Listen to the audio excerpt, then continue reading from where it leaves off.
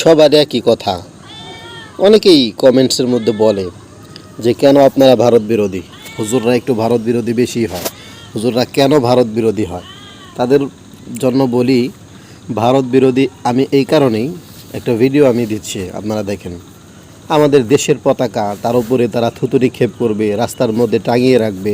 এটা তো এদেশে জন্ম নিয়েছি, দেশকে ভালোবাসি, এটা একটা বিষয়। আবার আমাদের ধর্মের যে প্রধান, অর্থাৎ লা ইলাহা ইল্লাল্লাহু মুহাম্মাদুর রাসূলুল্লাহ, এটা তো আমাদের কালেমা। এটাই হলো আমাদের ইমানের প্রথম জিনিস। মান ক্বালা লা ইলাহা ইল্লাল্লাহ দাখালাল জান্নাহ। একবার যে ইমানের সাথে কালেমা পড়বে, আল্লাহ তাআলা তাকে জান্নাতে দিবেন।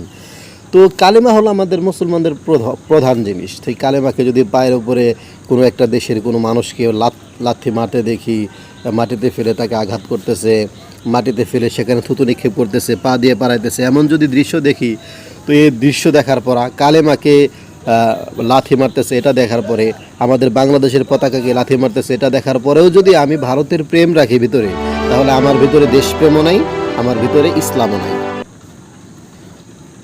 বাংলাদেশের জাতীয় পতাকার উপরে পাড়া দেওয়া এবং লা ইলাহা ইল্লাল্লাহ খচিত পতাকার উপরে পাড়া দেওয়া, এই দুইটা দেখার পরেও যদি আমি চুপ থাকি, তো সেক্ষেত্রে আমার দেশপ্রেমও নাই, এক নাম্বার।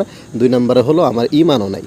ইমান যে মুসলমানের নাই, সে মুসলমান হোক আর ইহুদি হোক আর নাসারা হোক আর হিন্দু বৌদ্ধ যাই হোক, কোনো তফাৎ নাই। তো মুসলমানের প্রধান জিনিস হলো ইমান। ইমানটা হেফাজত করতে হলে ভারত থেকে মোহাব্বত কমাতে হবে, এটাই হলো আসল বিষয়। আর আপনি যদি আওয়ামী লীগপন্থী হন, তাহলে আপনার কাছে এটা পছন্দনীয় হতে পারে, সেটা একেবারে আপনার ব্যক্তিগত বিষয়। আপনি যা খুশি করতে পারেন, আমাদের কোনো মাথা ব্যথা নেই।